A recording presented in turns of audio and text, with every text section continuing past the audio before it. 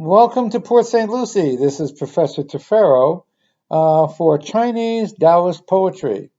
And this is the first lesson of a course which you might be asking yourself, well, I don't particularly care for poetry and I don't particularly care for Taoism either.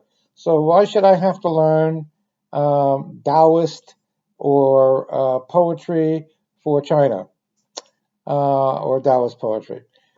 Well, there's a very good reason for this. Um, Taoist poetry is a very large body of work that is included in the essence of Chinese history and philosophy. For you to understand everything that's going on in modern China, and even with this, it will be difficult for you to understand everything that's going on in modern China, but for you to even have a chance to understand many of the things that are going on in modern China, you need to understand the origins of Chinese history, philosophy, and religion. Without those helping sticks, you will fall down into the valley of ignorance. So, um, let's look at the first things that we need to do for this course. First, you need a copy of the Tao Te Ching, which is available everywhere. And less available is a copy of the book of Shangsa, which you also need for a different perspective, a more virile perspective of philosophical Taoism. And the first thing you're going to learn in this course is that there's a major dichotomy within Taoism between religious Taoism, which has gods, priests, temples, and canon law, and philosophical Taoism, which has none of those things, which depends on the internal um, belief systems of each individual. So um, let's begin with the first element of ancient Taoist poetry, and that comes from India.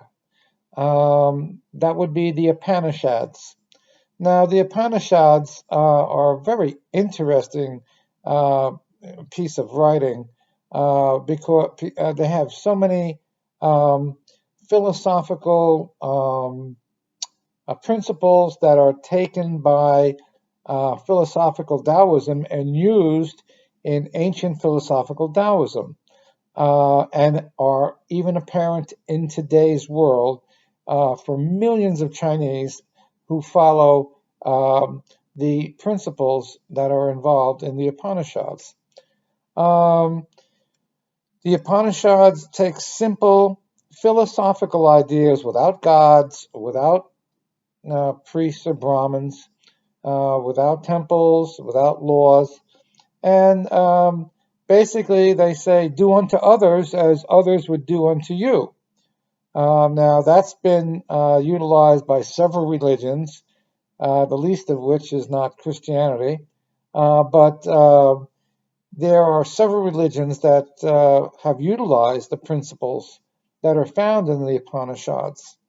And the basic element of Upanishads is that you should do good, that good will overcome evil, that good is within us, and we have to find it within ourselves.